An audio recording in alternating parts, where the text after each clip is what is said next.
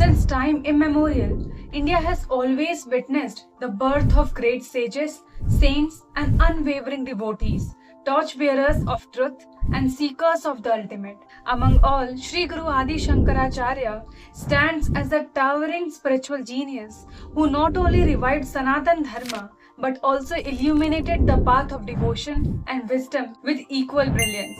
In his revered work in Saundarya Lahari, he writes, Shiva Shaktya Yukto Yadi Bhavati Shakta Prabhavitum, which translates to that only when Shiva is united with Shakti does he have the power to create. In other words, Shiva is Shava without Shakti, and without her, Shiva is unable to stir. And therefore, the Shakti, the Divine Mother, is worshipped not only by Shiva but also by Brahma and Vishnu.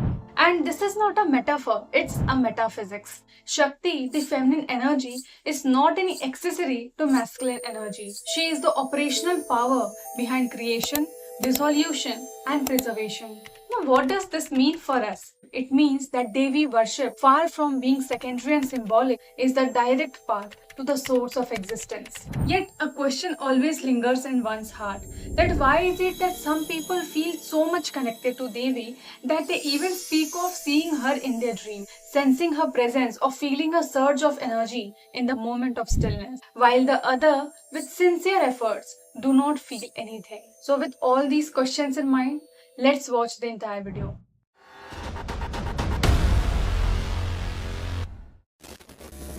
Now, just as a radio won't play your favorite song unless and until it is tuned to the right frequency, similarly, the human system too must be brought in alignment to receive her. So, what if I told you she is not outside you?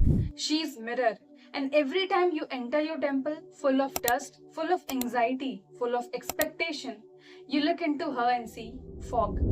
But the moment you clean your mirror with breath, with stillness, with devotion, suddenly there she is. Quite metaphoric, right? So let's understand this more easily. In Ramcharitmanas, Tulsidas wrote, Kalyuga kevala naam adhara, sumiri sumiri nara, uttarahina para, which means that in Kalyug, the chanting and remembrance of the names of God is the most powerful means of crossing the ocean of material existence.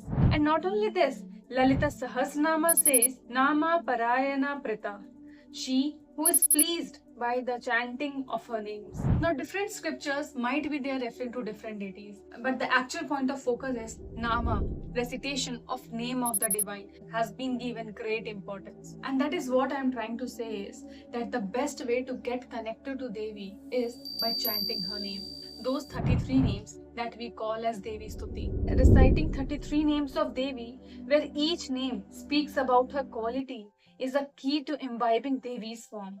When chanted with devotion, one becomes available and open to receive her grace. It talks about her as the one who gives you fearlessness. It talks about her as the one who delivers you to ultimate liberation, as the one who is fiercely involved with the life process, and as the giver of ecstasy. It talks about all the different things that she can do, but the important thing is meaning of the names are not at all important, because ultimately the sound is what matters more. Sadhguru says if one allows the sound to work upon them, it breaks down the walls and lead one in a certain direction. In simple words, Devi Stuti is the key, with your body being the lock. And when the two comes together, something extraordinary opens up. And what opens is not outward, it is inward. A doorway into presence, into stillness, into grace. And if we look at history, we see it again and again.